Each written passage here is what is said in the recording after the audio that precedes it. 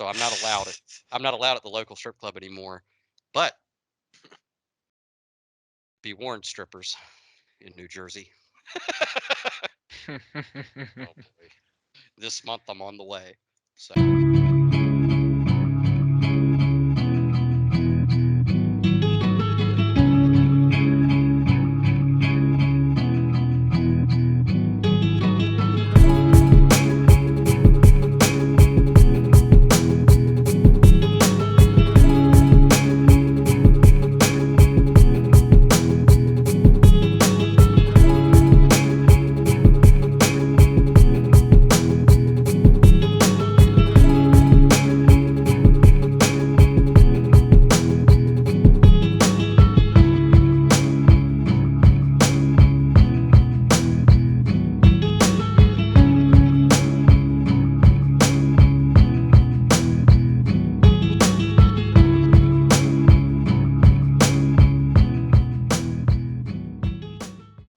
all right. So I'm gonna go ahead and call this one episode 88 because today is actually my dad's birthday, March the 5th.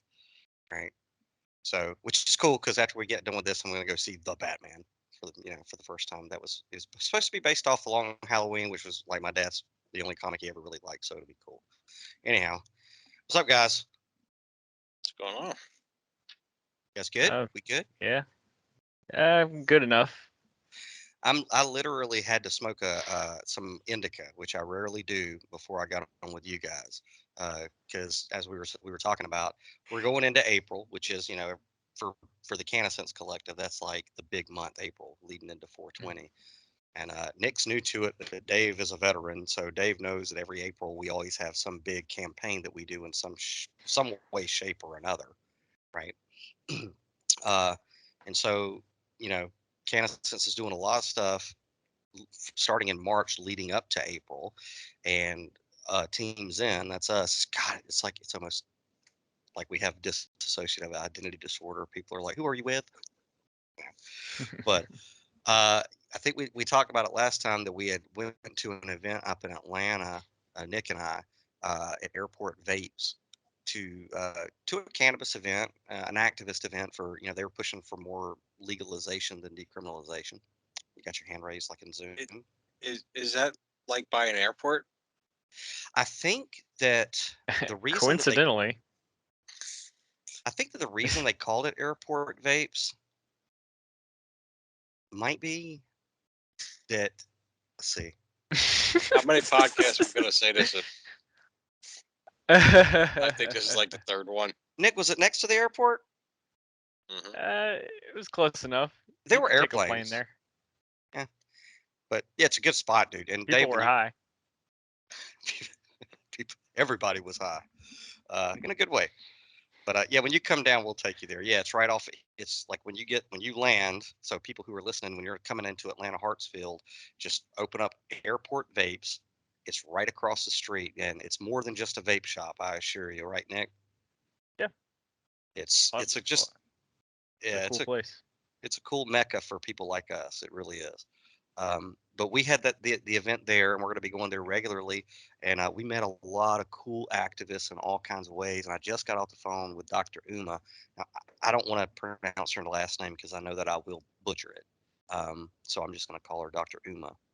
So I was so excited after our conversation, guys, that I had to take some indica, which I rarely do, because when I meet somebody who's on the same wavelength and they see the pieces of this cannabis issue and the legalization versus decriminalization and the illusion that you have to fight this fight, when I meet somebody like that who also has, for whatever it's worth, letters after her name, so she's credentialed, I just get excited. And she and I talked for maybe 30 minutes because we were going to record with her tonight.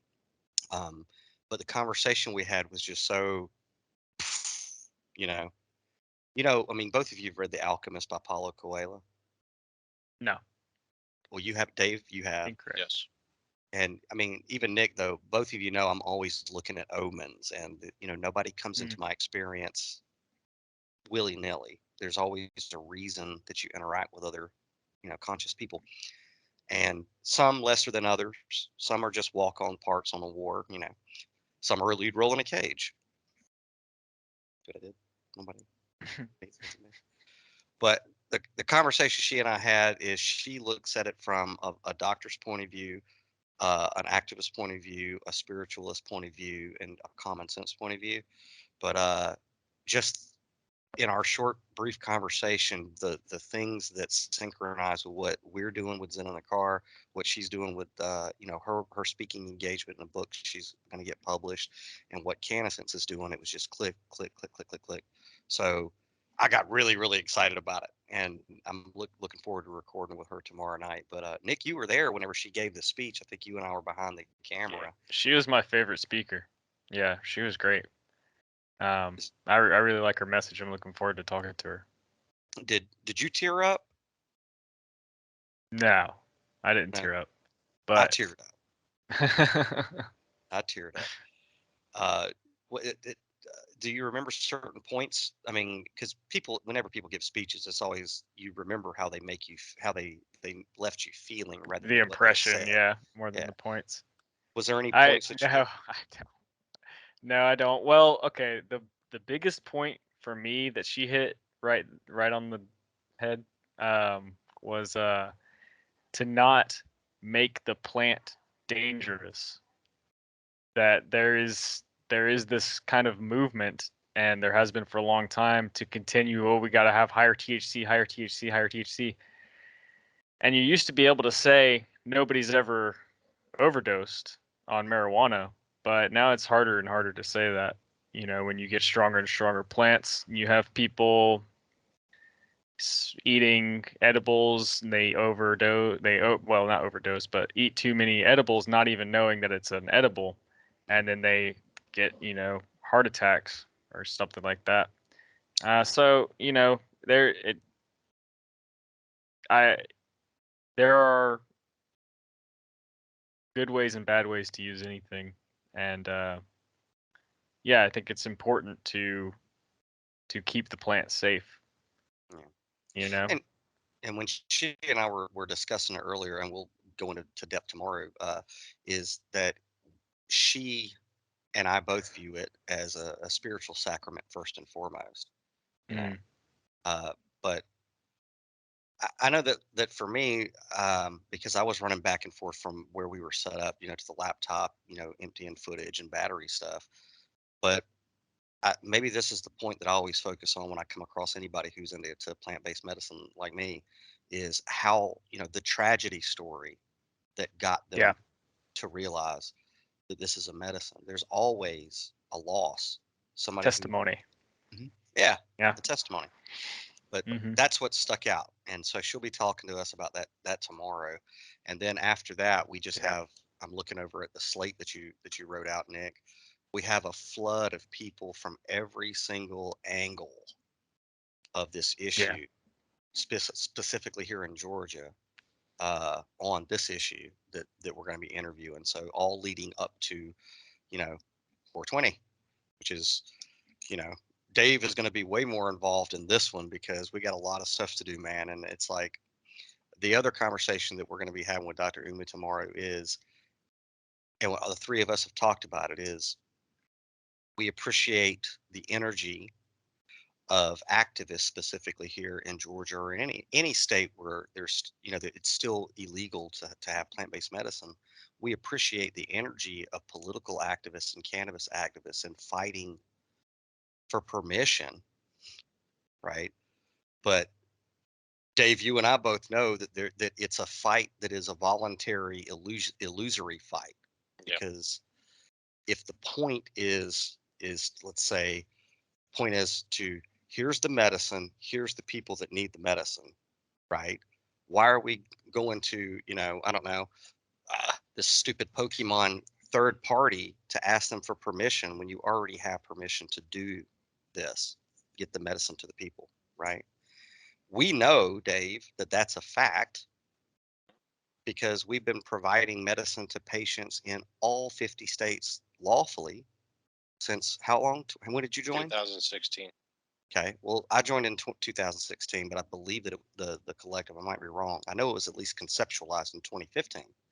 So it's like from our perspective, specifically mine and your perspective, we're like, what's the fight about? Yeah, what are you fighting for? If We the already point, did this. yeah, like there's a group of activists who already did this. Neil, the founder Neil, who we're going to have on eventually, he might be the cherry on top of the 420 interviews. But it's like we already did this, and we did it without having to ask permission from states to do it because the Constitution already, you know what I mean. We've been over this a billion times. It's already lawful.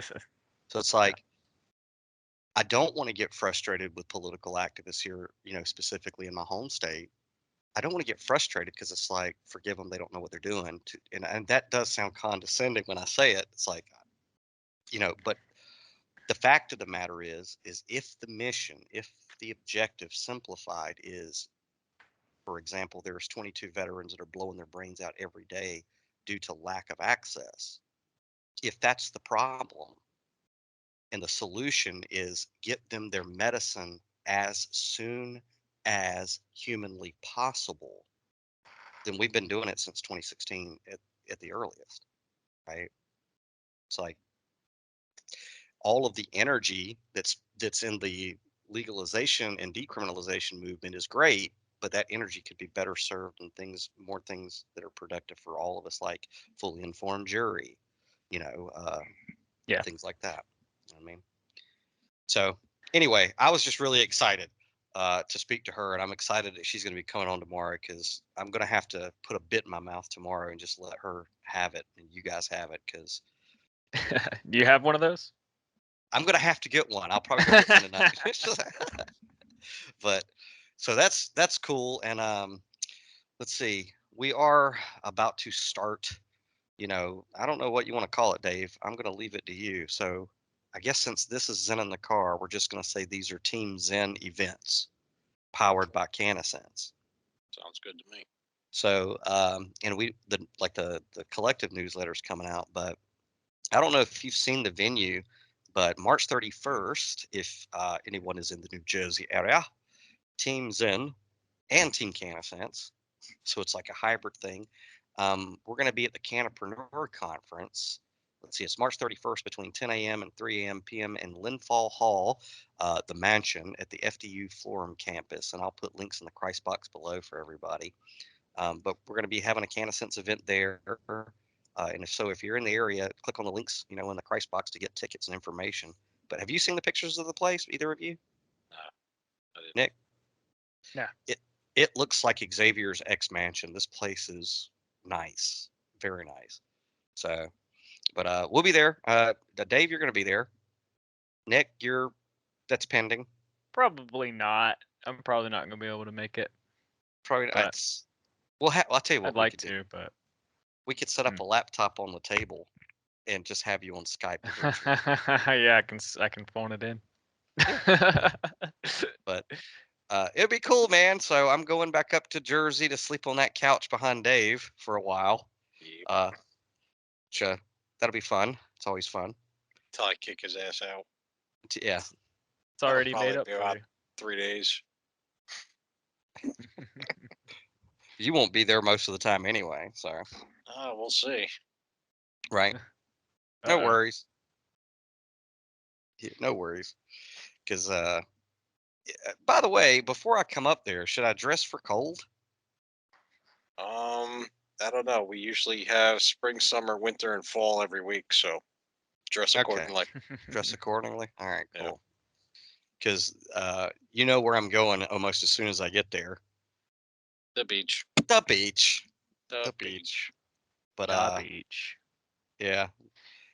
But I've been fantasizing about it in my head because now that I've gotten a little better with my guitar, I'll have that on the beach late at night, so that'd be cool. Be really cool. But yeah, dude, so we're looking forward to that one, man. That's going to be like at the X Mansion. Neil's going to be there. We're going to have I'm going to be running around. You're going to be running around. Dan, if anybody's ever called the toll-free number, the operator, Dan Matthews, he's going to be at this event, which is real cool because it's the first time we'll meet him in the flesh. So looking forward to it, man. It's going to be great. But we're going to be running around with like Galaxy tablets, signing people up, educating them, Be good. Cool. Good. And but yeah, this place looks awesome. They even have like on the campus, they have a building called the Zen Building. So when Neil had sent me the link to this, I was like, oh, how appropriate. So, and so that's like the first big one that we're hitting, which is March 31st between 10 a.m. and 3 p.m. in Linville Hall. Details are in the link below. Right. Cool. Very cool. And the other event, which we're going to have to be announced on the dates, but so this is more of a Dave gig, but I'm going to be there. But it's a Zen in the Car thing too. We haven't really figured out when, while I'm in the New Jersey, New York area, we're going to do it. But the Smod Castle, Kevin Smith's Smod Castle. So, Dave, you live. Well, do you care to tell people where you live? Or are you paranoid? Why would I be paranoid? Middletown, New Jersey. New Jersey. And how does that relate to Kevin Smith and all that? I actually graduated the year after Jason Mewes from Oakwood School. And also Kevin Smith, Silent Bob's Secret Stash, comic book places right in Red Bank. I was an extra in Chasing Amy, which you can't really see my face too well. I was at the back of the audience, but did I that made it out. whole I do. spiel. Yeah, I was young, man. I was young. But that was in Asbury Park, and Clerks was filmed right down the road in Leonardo. And the Smog place is literally the next door over in the same building. Yeah. So Well, we took some Cool. what's the word I'm looking for? We took some gratuitous selfies outside the clerk, doing the clerk's pose. But yeah, Nick, it's like, and it's still quick stop, right? yeah, It's like it's still quick stop. But I think Wait, from so who was Jay and who was Silent Bob? Jay is the tall, skinny guy, I and mean, Silent between Bob. you two. yeah. Well, Uh, I think I had my leg propped up. So who is that? you were definitely Smith. Smith? Yeah. Nick? I guess he's the one with his leg I don't propped know. up. Yeah, I think y'all are like blends of the two. Yeah. I got long hair. Yeah. Yeah. Because at the time Right. I was like, which one of us is which? Yeah. So, uh, but yeah, it was cool seeing that, man. I love the area up there. I get excited, man, when it's time to go up because I've only been up there, well, technically 3 times, but Hmm. once really. I mean, for a long extended stay, but I love it up there. That's my second home, man. So I'm looking forward to coming back up. Just as long as Serena can make it up there. Well, this week the mission is to give Serena an overhaul to make sure that she does make it up there. It might be her last adventure, but All who's to right. say? Remove radiator cap, drive under new car, install radiator cap. You're good to go. She's had some. She's got some miles on her, that's for sure. But you know me, man. I don't know. Ride it till the wheels fall off, She's right? 35, ready to settle down. With 3 kids in tow. Yep. Yeah, yeah, nah. But anyway, but the second event, which we'll have to let people know, like on the Facebooks and the Twitters and all that good stuff, is I guess in the movie Clerks, the video store was where it is now, right? Yeah, it's right next door to it, and the Smog one is the next door over, I think. All right. So what we're going to be doing, Nick, is Zen in the Car and Canna Sensor. While I'm up in the Jersey area, we're going to have an event there because it's like a podcasting. It's the world's only podcasting theater, and I'll put Yeah. the link to the Smod Castle there. We have to call and book it and all that. But me and Dave will be there in the flesh, and Neil from CannaSense will be there in the flesh. I'm sure I could convince him. And we're going to be having a podcast while we're there. And the situation with cannabis in New Jersey is interesting because, like, what is it, Dave? Like, Which part? it's just did they just legalize or decriminalize marijuana, cannabis, or how is it Well, working it in just your it state? just so happens on 420 of last year we did a cannabis thing in front of the Capitol in Trenton. Neil had his steel drums out. New Jersey Weed Man was there. We were just chilling, giving out period pens and all kinds of free swag. And that's when they made it recreationally legal. but they still haven't opened up any dispensaries to the public yet, which I'm hearing should be very soon. If pigs fly and all that good stuff. But that's basically where we're at. But there's been a loophole the whole time. Basically, you're allowed to share your joint with somebody, so it's not technically distributing anymore. So you could actually make up stickers or something and get donations, or pay for the sticker and get a free donation of weed. There you go. Cannabis. Here's a yeah, Yeah. cannabis. Here's a sticker for $200, and here's your ounce for your donation. Great. So I have, and this is a guilty confession.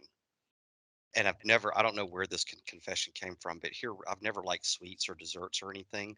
However, in the past recent weeks, I've gotten into like enjoying cookies, like baking cookies. Because I think how it started, Dave, is your fault.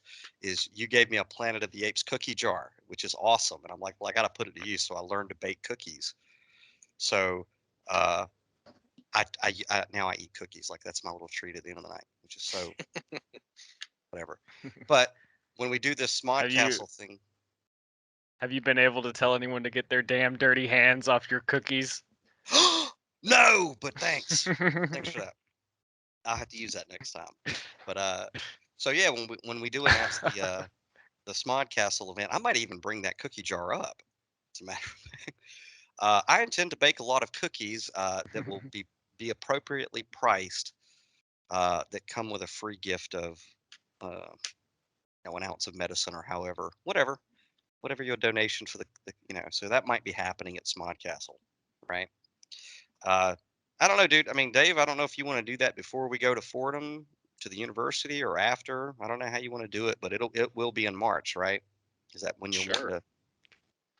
I haven't really thought about it. I've had a lot going on over here, so I'm gonna leave you to all the booking stuff, and you Oh, know what to do, Mr. Wizard.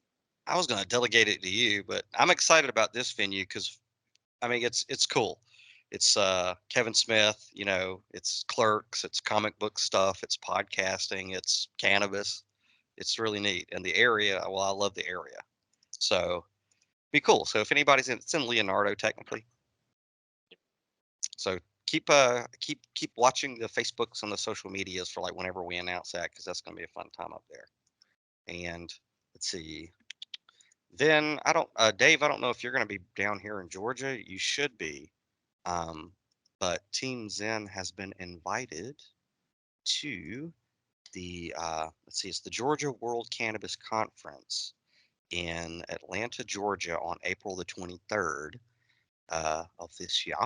And the links for that and all the information to register or So attend. so we got like 2 days to get back down to Georgia after 420. Pretty much. Are you Yeah. gonna be up here for 420? What are we doing for 420? Mm-mm. To be announced. To be announced. So I'm leaving Jersey, or leaving up for your to hit you probably in between the 15th and the 19th. Mhm. And then I'll be there through the 31st. We're probably going to be booking more events along the way. So then I come down. So at least by April 23rd, I will be back in Atlanta for that event. And you should be with me, right? We'll see. We'll see. I See. think To be determined. to be determined. I think you will be. I hope so. But There's a lot of housework going on here on the back house, so yeah. Got to build that house, buddy. it's got to have a strong foundation. No The doubt. little No doubt. trinkets. All right. Do you want to talk about that while we got time? About what?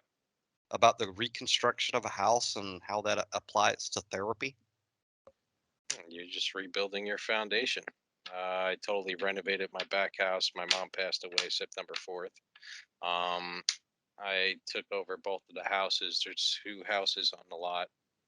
Bought my sister out and went in there and realized I couldn't move into the back house with the house that I grew up in the way it was. So I had to start doing something to alter the image, the layout, everything else. So it started with the kitchen floor being ripped up, and it everything was rotted, really bad. So we ended up replacing the whole floor in the house, and we basically rebuilt the house from the inside out. Are you at a point now where you're comfortable with talking about your mom? I don't know. I've been beat up the past day about it a little bit. I've been messing her. Yeah. Like we're burning off a lot of the wood in the back house, all the scrap wood in the little wood burner that we have over there. The furnace and everything else is disconnected while we're doing the renovations. So I was sitting there by myself last night, just burning firewood and like gazing off to where her bedroom used to be and where she passed at, and it was just like hitting me. Mm. Yeah, I wasn't crying or nothing. I was just, you know, you get that like empty feeling, I guess. Yeah. And just want to talk to your mom. So I started talking to her. She talked back? Nah, No. not yet. Yeah. Well, I mean, it's funny because the context of me, the first time that I went up to New Jersey was, because your mom was about to cross over. That's what got me up there. Because I mean, we've talked about it on social media, but I'm a minister, and you know, you knew it was close. Your family knew it was close that she was about to pass, and my spidey sense said it was too. So that was my first journey up there, and I had the honor and the privilege of meeting your mom while she was still in the flesh, which was interesting because I was like, yeah, this is Dave's mom. There's no doubt about it. Because I remember, like, when I went in there to meet her, she was kind of resting, and then I grabbed her hand. I didn't grab her hand. You know what I mean? You were there. But when I touched her hand, she appropriately gave me the reaction like, "Who the fuck are you?" Which is like, "Yeah, that's Dave's mom." Yeah, and I think she was missing some rings and stuff too after you grabbed her hand. That was horrible. I think that would have been some of Nick's relatives. I don't know, but no.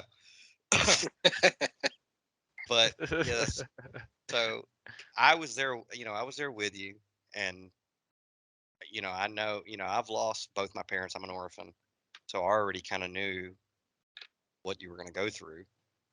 And it's how many months has been since September? September 4th. And also, my dad passed away 2 months, 5 days afterwards, basically the same exact way. My Yeah. mom's took 2 years, his took 2 weeks. He followed her over. Mm, Same thing. That was an interesting conversation when I got to the hospital, too. right. Yeah. Like, should I go into that one? Hold off on that one. I think you did. But it's interesting because, and me and you talk about this all the time. Our paths are they rhyme, man. Yeah. There's no doubt they rhyme. But when my mom was still in her flesh vehicle here, my home was one way, and me and her together began in one room to renovate the entirety of the home, to completely recreate it. It was just something that happened. We just decided one day, and now she assisted me with the first room, and then she crossed over in the process. But it's interesting because literally this weekend, and Dave, you've actually been here, and you too, Nick. Um, this weekend, the final room of my home was completely renovated. So now my home is complete, and it started as well. I mean, the impending passing of my mother was inevitable, and she and I both knew it. And so it was neat for her to have started the process with me because ultimately, like me and you and I, we both know that it is a form of therapy. It doesn't necessarily have to be reconstructing a house. It could be anything. It could be bringing a van back to life. You know what I mean? You know what I Building mean? your soul. Your memory palace or whatever, but it's a structure was one way. In my case, it was completely destroyed, which was a representation of my psychology and my emotions, my spiritual. It was an outer reflection of me, right? Are you saying I was rotted to the core? Hey, Yes. Yeah, me too. you said it. You said it. But it's interesting because the process of reconstructing or renovating a house is therapy. It's recovery, right? Mm. I mean, it goes to the same thing. It's like you It's, have to. it's the same as me doing wrenching. fixing engines, rebuilding them, and you have to strip scratch, it. You have to strip it apart first build it from the ground up. and build it. Yeah, you have to completely destroy what's there. So it's like I literally just finished renovations on my house, which was, for me, was an internal external therapy to recover from the trauma of the loss of my parents and other things, right?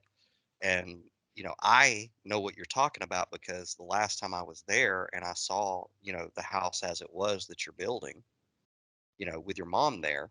And of course, you've been just like I did with you back then. You're sending me pictures of your progress from the house. I hope you keep them too, because I did, so that eventually you could see a before and an after, right?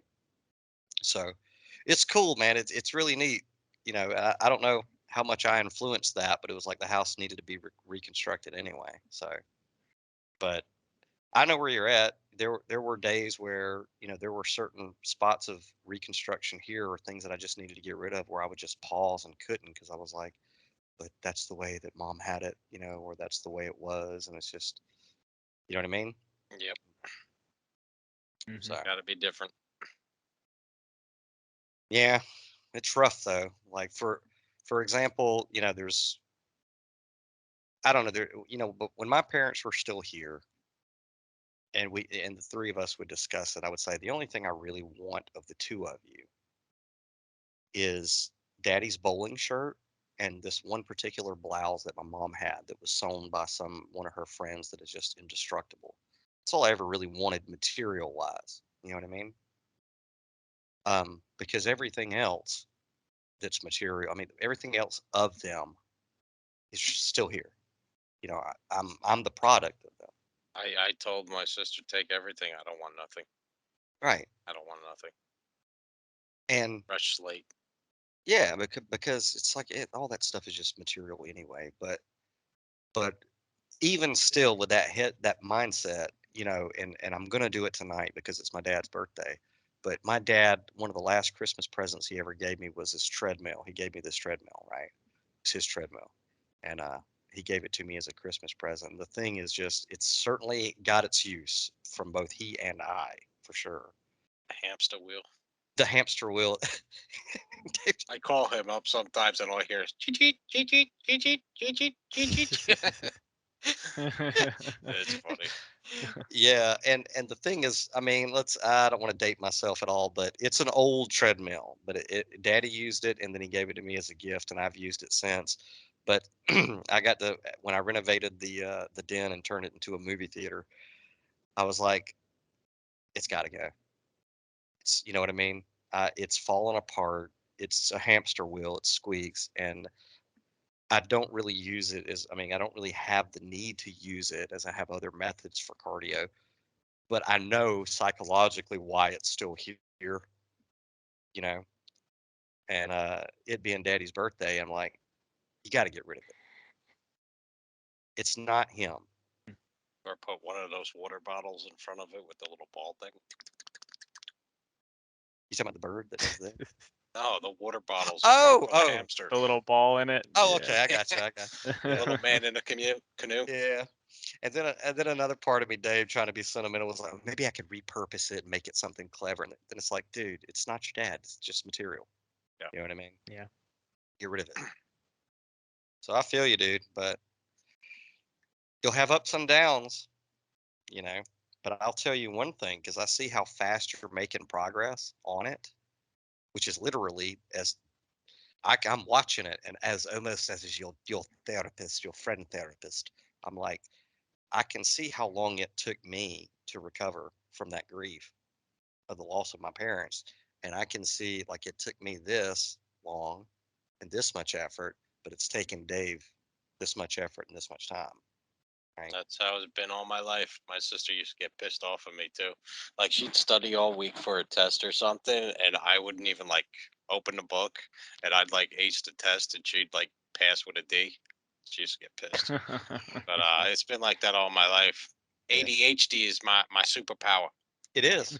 Yeah. You just got to get a bit on that thing. But as for the grieving thing, I mean, I don't really think I'm grieving at all anymore. You know, I know she's with me. I know she's around. She's visited other family members and stuff. If she had a message for me, if I was doing something fucked up or whatever, you know, I'm sure she would call me on my shit, you know, but she knows what I'm doing. She sees what I'm doing, and I know she's proud of me. She always Yeah. is. You know? So I'm happy with that, and I don't. Yeah, as for grieving, you know, I miss her, but You you know, I know what you mean because it's like I don't ever talk about my parents. If I do, it's a slip in the past tense. mhm, You know, because I know, you know, I yeah. know that they're here when they want to be. You know, when I need them to be. How you know what's really funny is she actually Jen has never met her before, and she came to Jen in a dream like last week. I don't think I ever told that, Hmm. but yeah, she's like Jen texts me out of the blue, and she's like, does somebody love horses in your family? And I was like, well, my Aunt Doris used to have a horse farm, and my cousin Anita, they ride horses and this and that. And she's like, oh, never mind. And I was like, nah, nah, nah, you spill the beans. She's like, all right. Had a dream last night. Your mom was all happy and radiant riding a horse, and she like spreads her arm and said, I like horses or whatever she said. And I was Yeah. like, is there anybody else with her? But like Jen said, she was just so happy, and everybody else is with her and everything else. And she's wanted to go for a long time. Yeah. Ever since my grandmother and Bob passed away, they were like 3 months to the day away from each other almost. He Yeah. died on St. Patrick's Day. Move your Michael. Yeah. Yeah. Yeah, yeah. My stepfather, who was with us for 19 years, passed away on St. Patrick's Day of a heart attack in the back house also. So my Yeah. nieces got to see that, and I was at the hospital and everything when they brought him in. I was living, I don't know, probably about 40 minutes away from here at the time. But yeah. So she's been wanting to go for a while. Her mom Yeah. passes, then Bob passes away, and yeah, she got diagnosed with cancer like the first time, the lymph nodes, and she beat that, came back, beat it, and yeah, it's just been a fight ever since. But she's never really wanted to be here. My kids being here, you know, when I had Robert and Nikki, that gave her a little bump. You know what I mean? But I well it's been when rough. well when you guys asked me to preach her funeral, um, if you remember, I remember. I mean, I know, like, again, most people don't remember what you say; they remember the impression. But I do remember because it was something that struck me when you and your family were putting the pictures of the Hmm. montage, right? Collage, Is the collage, not montage, collage. Uh, montage. and your stepfather's name was Robert. Yes, Robert, right? and my son is named after him. Right, My real father's name is Richard. My stepfather's name is Robert, so I made him Robert Richard DeBoer. right. You know, Kid Rock. Now, That's his real name. whenever they were putting the collage together, and Dave, you probably remember this, I could see in the picture specifically where your mom and him were together. Yeah, That radiant. she just Yeah. glowed. Yep. And when because it was similar to my mom, you know, that those two together, that marriage was it. And you know, she lost him. And when you find your oh well, I don't want to wax poetically about this, but I can empathize. You know, when Mm. you find somebody that is that click in your life, and I couldn't imagine it, but I did see it with my parents. You know, when my dad he crossed over first, and after that, uh, I mean, mom was yeah, she was ready. Like Yep. she stuck around on this planet for me to help me through some battles. Yeah, that's what I think what happened too. And you know, you coming up here, you know, I was distressed, and she knew I was too. And I think you coming up here and be like, yeah, we got this. She's seen how much support I had around me, all my brothers, and you know, Yeah, so I think she finally let go. and That's how I feel anyway. it was within 24 hours of me showing up. Yeah, yeah, it was kind of And weird. You a went in little there, weird. you anointed her, right? And you do your oil thing.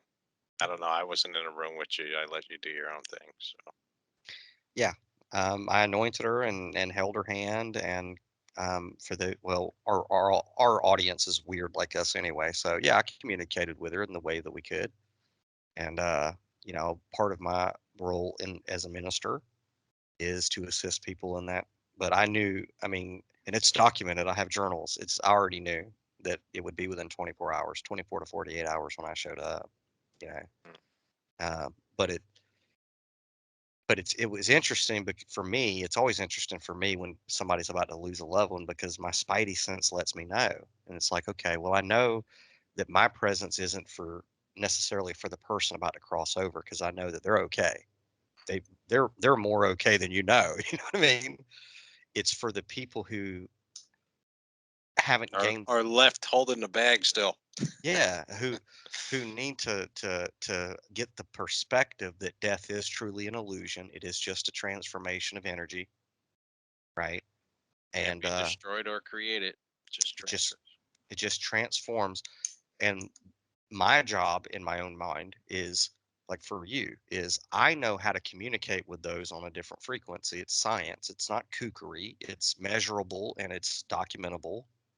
So, and I communicate with my parents all the time. So, and I don't say I communicate with the dead because there's nothing that's dead. You know what I mean?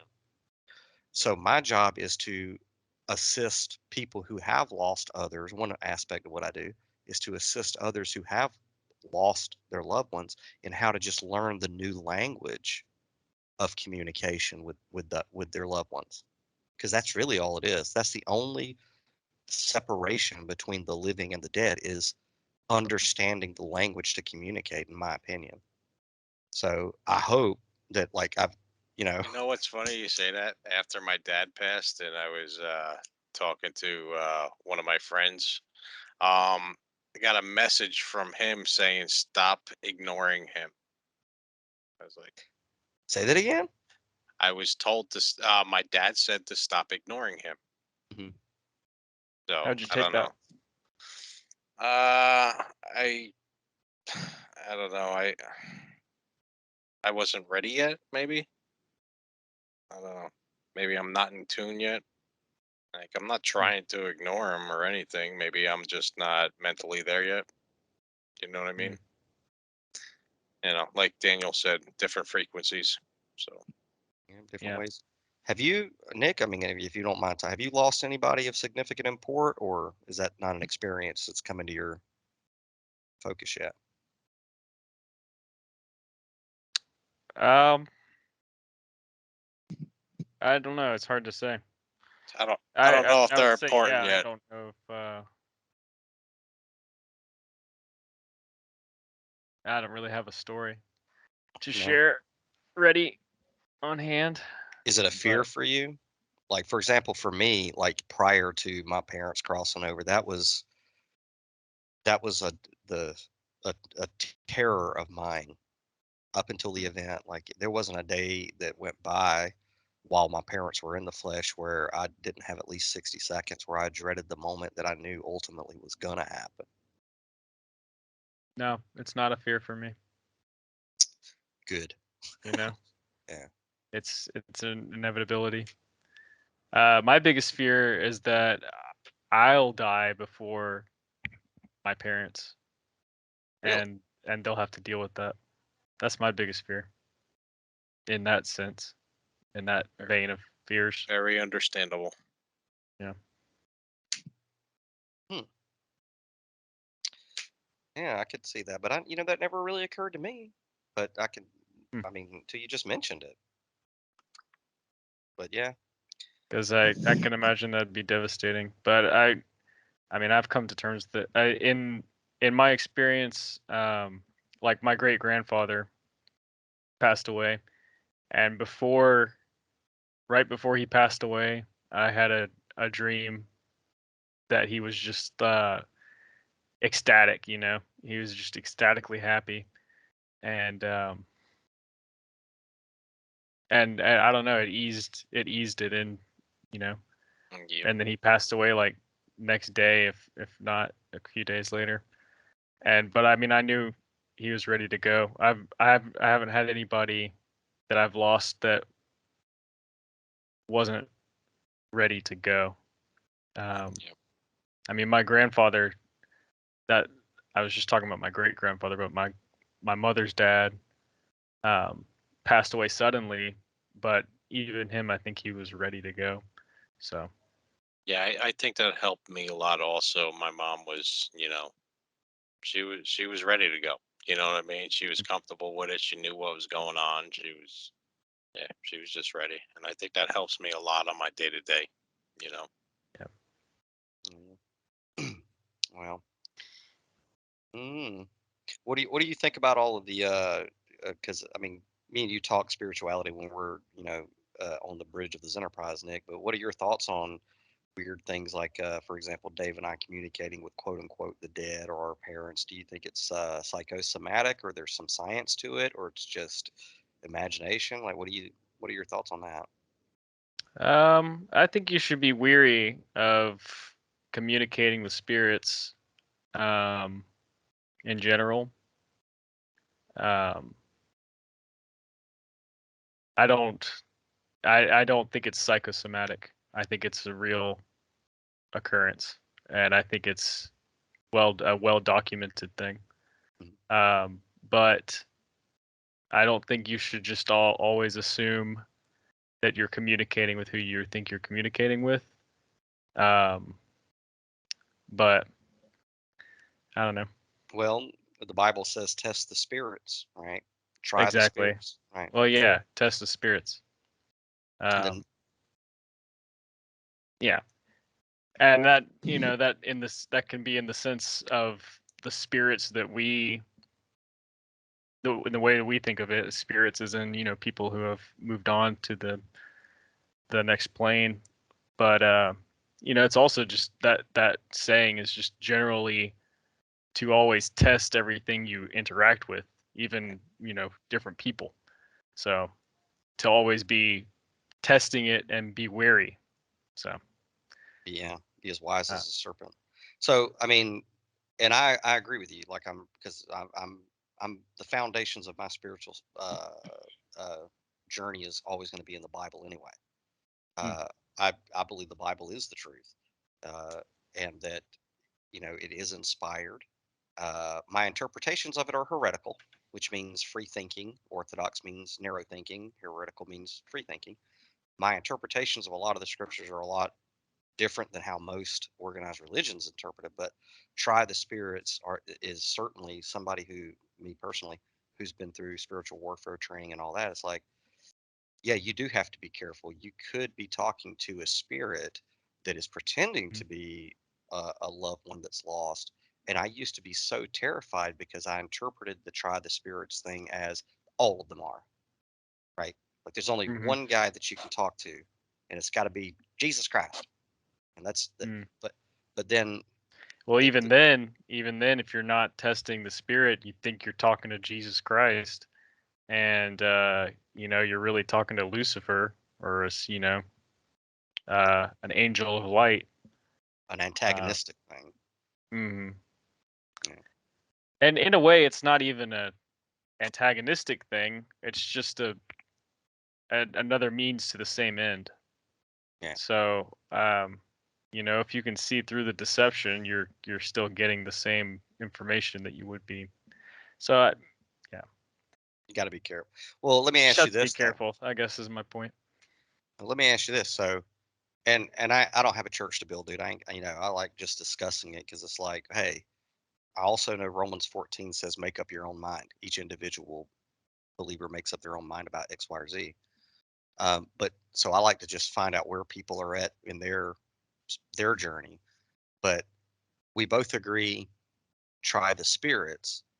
I used to be in my early infant Christian walk. I used to be of the mindset, well, how that properly applied means that all spirits are trying to deceive you except for the one that is Jesus or whatever. Um, do you see it that way, or do you see that, okay, yeah, you should try the spirits, but perhaps Daniel and Dave are legitimately communicating with the genuine spirits of their parents? Do you think that that's a possibility, or do you kind of, No, yeah, it's a possibility. I just think it's more likely that it's another kind of spirit. I would concur that Um, it's. yeah. See, I would. I don't go looking for them. If they come to me, they come to me, and I know it's genuine that way. You know what I mean? Yeah. Well, I You'll mean, just know certain things that nobody else or anybody else would never know. You know. So Well, I guess what I would say is, um, don't necessarily take their guidance.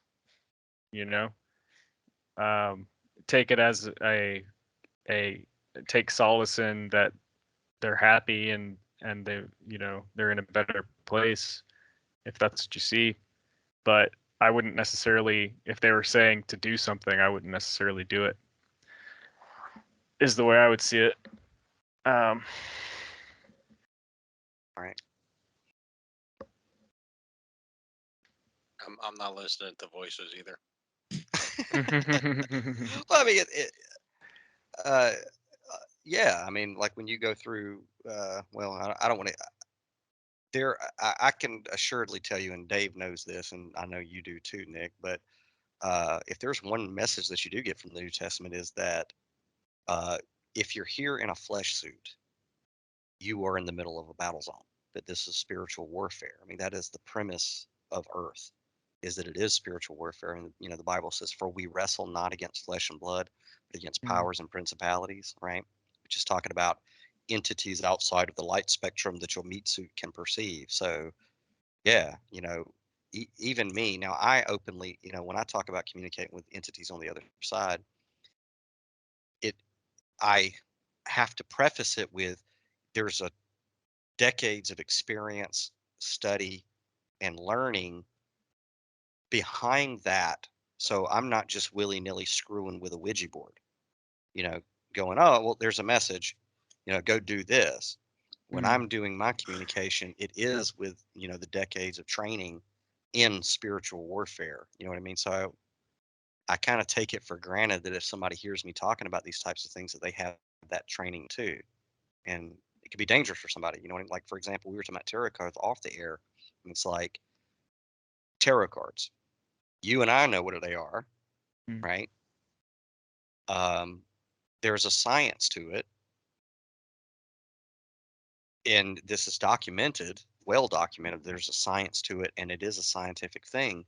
But like were talking about it last night off the air, that it can drive you insane, and that's what kind of puts the spookery around what a tarot deck is, right? mm-hmm. Because from your interpretation, a tarot deck, what is a tarot deck? It's a means of I hmm, of uh,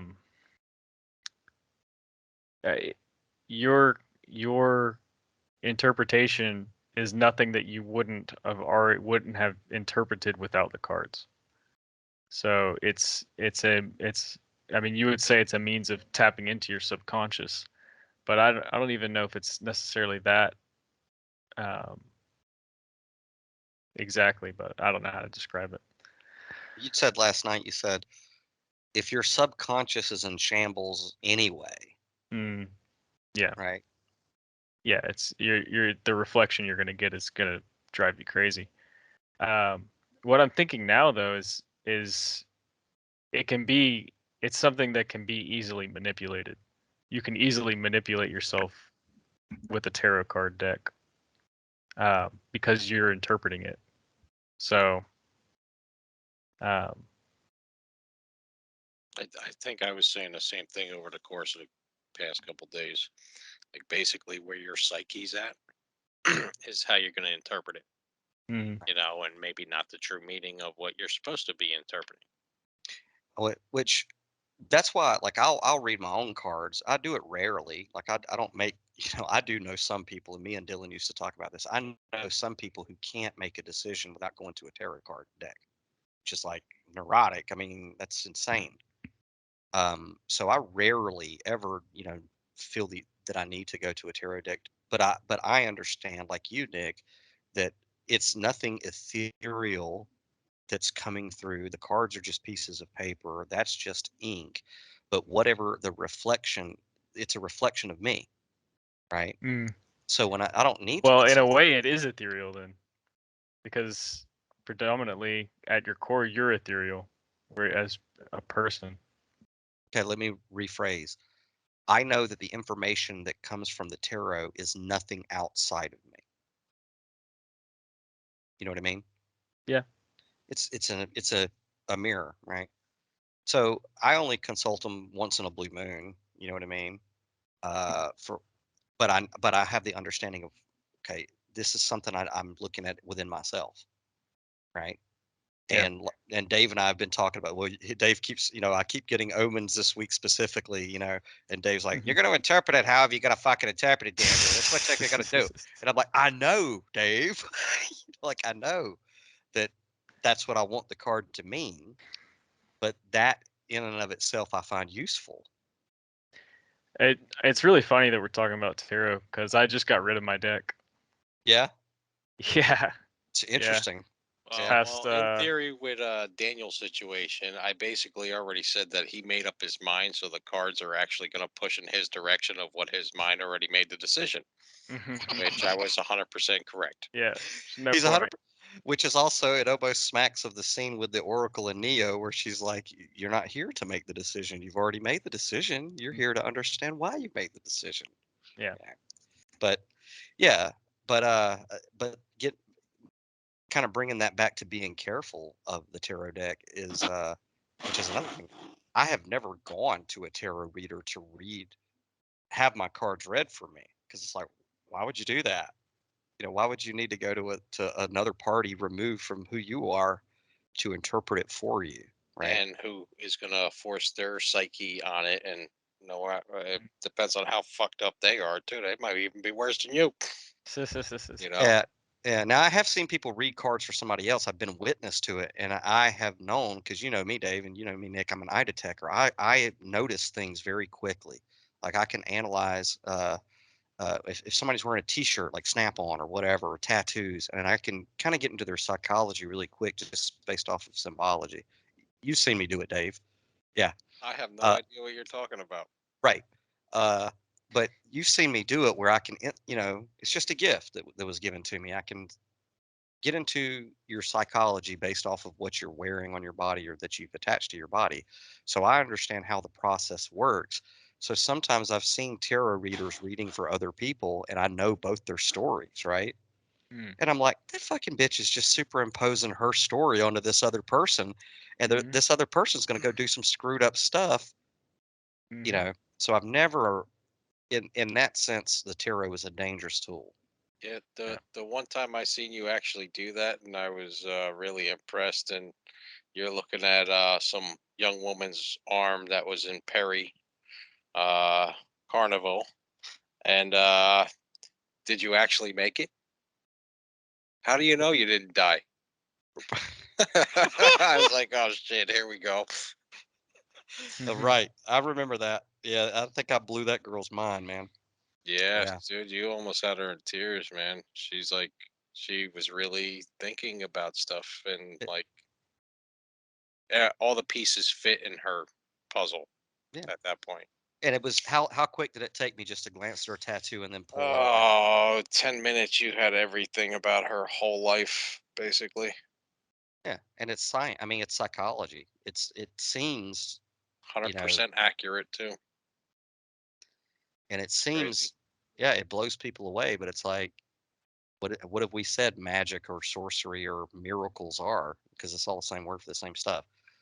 It's the distance in between your ignorance and your intimate knowledge of a process. That's magic. That's the space where miracle, magic, sorcery, whatever you want to call that, it's in that space. Ignorance of how something works to intimate knowledge. So it's like, to the chick at the fair, I was able to just look at a tattoo. I don't even think she noticed that I looked at her tattoo, but I knew everything about her early childhood trauma. I mean, and it to the person on the other end of somebody who can do that, to them it's like, how the hell did you know all that? You must be a prophet or something. But it's like, I read a psychology. I have a library card. I read it. I picked up, Man and His Symbols by Carl Jung. I read a little bit of that and that. It really is Okay, JC. fascinating how people want to brand themselves with their trauma. Yeah. It baffles me. That's It's a often. good point. That's a good point. Well, I could, all right. With my back piece that I got a wizard and a dragon covering my You got a whole tramp back. stamp? No, it's covering my whole back. That's me. It's huge. But I started that like probably almost 20 years ago, I'd say. And then I fell off getting it done. And then trauma started hitting my life, and I kept going back, kept going back, and get more work done to it. And I probably got a couple hours left, and I haven't scheduled anything in probably about a year since like COVID hit. Is the wizard fighting the dragon, or are they on the same team? The wizard is there holding a crystal ball that's shattering, and smoke is supposed to be coming out, forming the dragon on the back of it. And they're not really fighting. There's a staff in between, like both pictures. I don't know. Yeah. You want to see? You have a rapist Satan on your back? Interesting. Yeah. Which, Yeah, the dragon is pretty phallic. well, and time is running out for me, fellas, because I have a date with the Catwoman of the Batman shortly. Well, you know whose my artist name is? He trained under Paul Booth. His name is Lucifer. Are you? They call him Leor. He's actually from Israel. And he's been training over a really big artist here, was his protege for a long time, and then opened up his own shop and everything when Paul Booth went off doing his fusion art thing, and that was about it between them two, I think. Nick, you have a tattoo? Yeah, it's definitely good work. No. You have it? No? Are you ever going to get No. one? Probably No, not. me neither. Yeah, probably Virgos. not. Team Yeah. Virgo. Yeah, no. We don't have to reincarnate like these people. That's You my. guys, That's what you I. guys should go together and get like matching ones. You guys could put like two chodes on each other. I'll get a No. tattoo that says no tattoos. No Right. regrets. I Oh, I have thought about getting a tattoo that says do not resuscitate. hey. I always said if I ever But did get one, I never will. yeah. But it would be the communicator, the Star Trek communicator, the Delta Shield. I would get that if I ever did get one. Yeah, that'd be good. Jesus. But Yeah. yeah, I do the do not resuscitate thing if I thought that it would actually work, but they'll resuscitate you anyways. So then just give me a reason to be pissed if I ever get resuscitated. It's like, can you not read? Yeah, I wrote it in black ink for you. It's in the instructions right here on the label. Nutritional facts and do not resuscitate. Yeah, I got to run in a minute. But speaking of tattoos and being able to read somebody, I guess now we can close this out with my new hobby that we've been harping about, stripper flipping. Dave knows what it is. Which you want I've to tell done a people? lot of stripper flipping. Well, I don't. I think. Wait, you're talking about something else.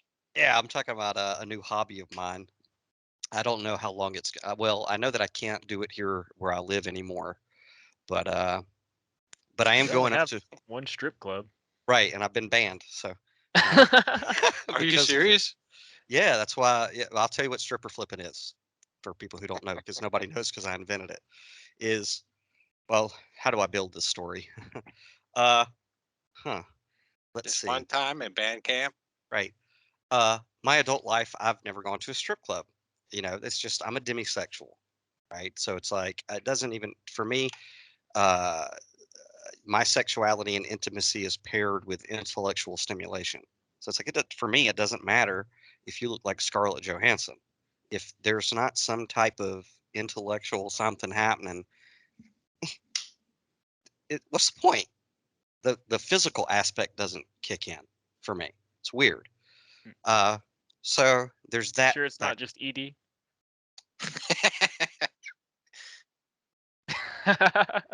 See, I'm somewhat of the opposite of that intellectual thing. I'm a whore.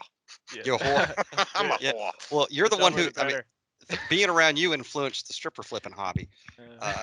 So But so I'm a demisexual, and but I was good when I was down there. you've been good. You've I've been been good. really good. Ever Yeah. since I had one conversation with somebody, that was it. I wasn't able to do or look at anybody the same way like Was I that used to. conversation with your doctor? No, Get some test results. it wasn't the crabs, the clap, or the herpes, or the Yeah. AIDS. No. No, when I met Jen, it was kind of otherworldly. We just had a conversation, and then I left to travel half the country and go to my cousin's farm out in Oklahoma. And yeah, it wasn't like we weren't even really talking, and it was just weird. I wasn't looking at women like, oh, she's hot or anything like that. I wasn't, So you know, prior to this current relationship, you lean more towards physical first, and the other stuff was the details. But now things have shifted. yeah, dramatically. Like, I was single, so I got out of a relationship, and I was doing my thing out there, a little bit here, a little bit there, and I had one conversation with somebody, and I wasn't able to touch another woman after that. It Oh, was very weird. So, well, I bet if she's listening, she just got wet. Ah, her ADHD kind of prevents her from listening to all these. So, squirrel. it, national ADHD does that for people. That's why we have the quick trips. But I don't know. Stripper flipping. So, uh, anyway, so I'm the opposite. The physical it doesn't kick in until there's some intellectual stuff. So you have that going on, but then like there's cognitive dissonance for me because I know that God exists because of the female form. It's to me, it's just the female form Gorgeous. is absolute divinity. You know what I mean? The female creature to me is just a fascinating creature. You know what I mean? Because they're right brain, they're in their imagination, and for me as a writer, that's where I live. So it's like they're fascinating to me. And Um, and you never got the operation completed yet? no, not yet. Um, uh, but I'm in touch with my feminine side. I'm sorry, dude. I don't, you know what I mean? Under- my two halves play well with each other. No homo. And I don't need like my own classification of sex or gender. I'm cool with male. But anywho, stripper flipping. So I told you my ADHD is Gender addictive. flipping. so yeah. So stripper flipping. Yeah. So it's like, all right, well, for personal reasons and for self-development and all these, like a Buddhist monk, have been single and celibate for a period of time until X, Y, and Z are accomplished, and then if that possible, whatever. But it's like this is a rough situation for me because I love the female form, right? Don't want to copulate with one because who cares if it's not an intellectual, emotional exchange evenly anyway, right? But something's got to give in this thing, right? So when I was up in up north, I'm like, well, there's a strip club like you can't turn around without a strip club, right? They're everywhere. Now, I don't know, is that I I think wouldn't New York, say everywhere, but they're there's a all over the lot. place. They're all over the place. It's So not a strip club, it's a massage parlor. No, there's them too. Yeah. We or a, love you a long time. or a gentleman's club. So Mm. that's never been my scene.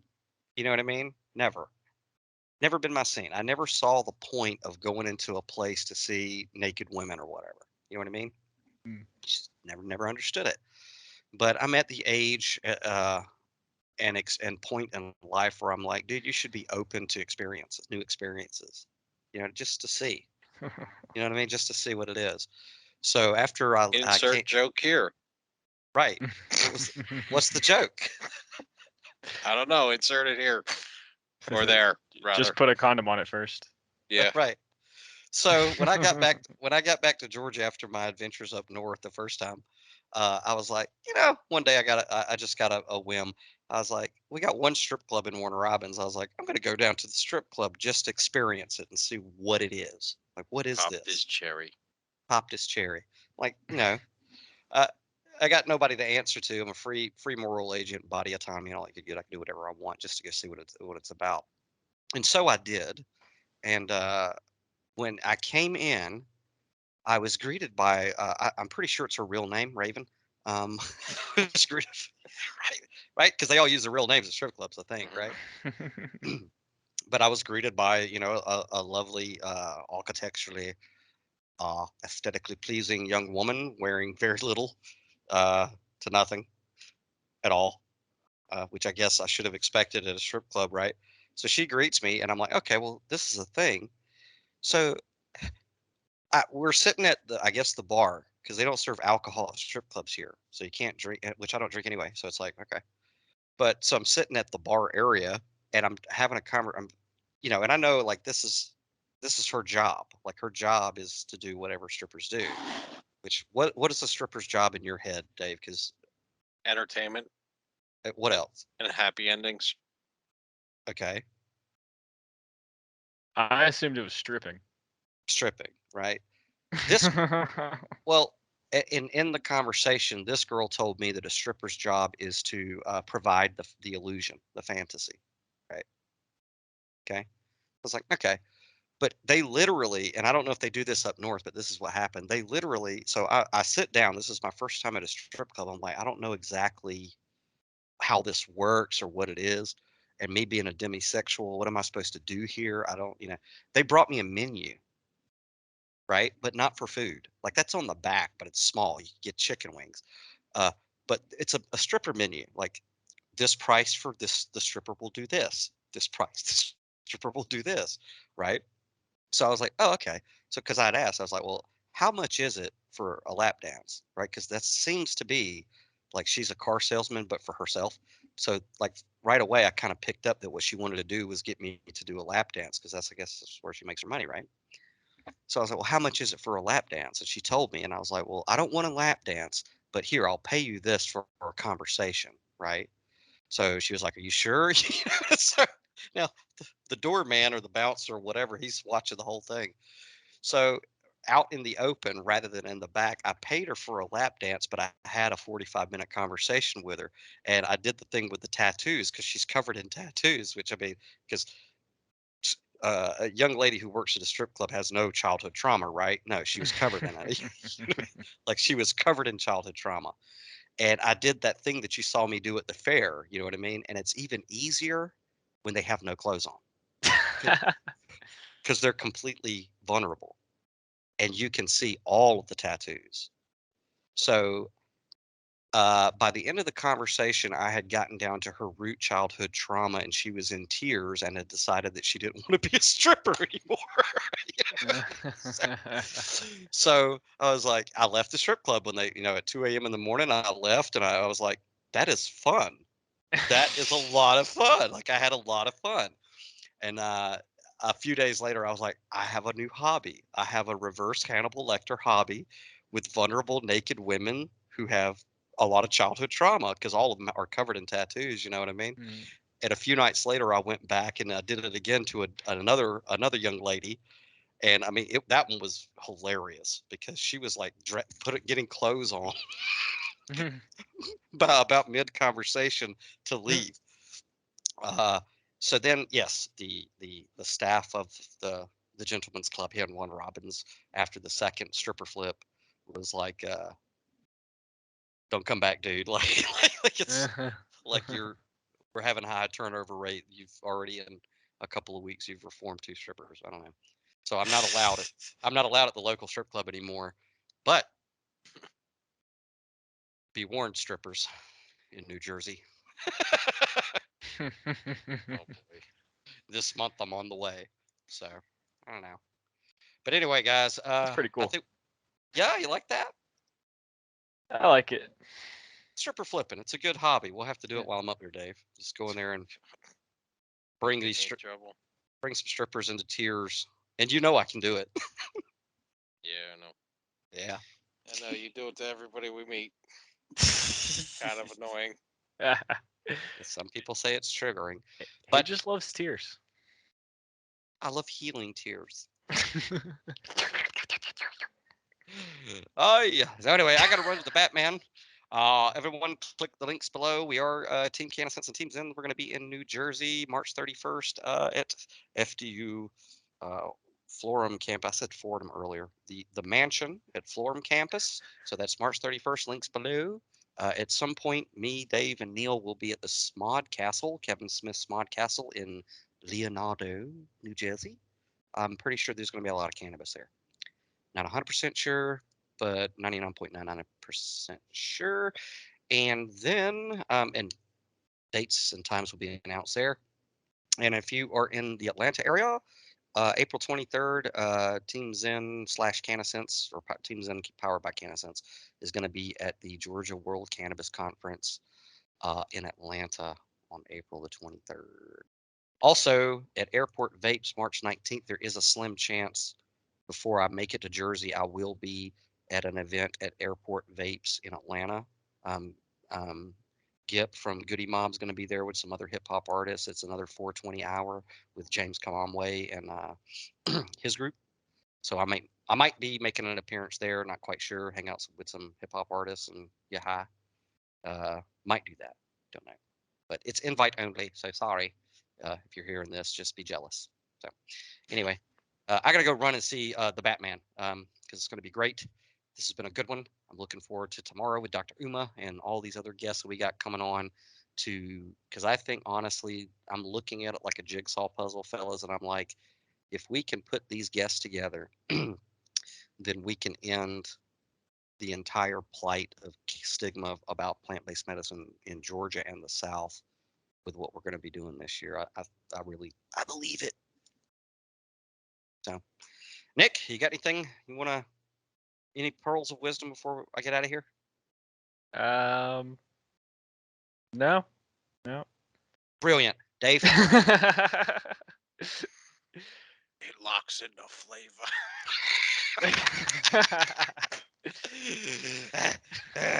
You really stuck it to me, didn't you? Anyway, so it's This little red button. if I push a button, you son of a bitch, or whatever he says. Anyway, episode 88. Links are in the Christ box below. Don't forget, we do our monthly 420 contest. If you're a subscriber to Zen in the Car on any of our social media thingies, you get entered into a contest. We pull a name at the end of the hat, which we have to do for last month. Sorry, we're late. And we give away $420 worth of medicine from the CannaSense Apothecary. And I think that's it. Subscribe on all the doohickeys.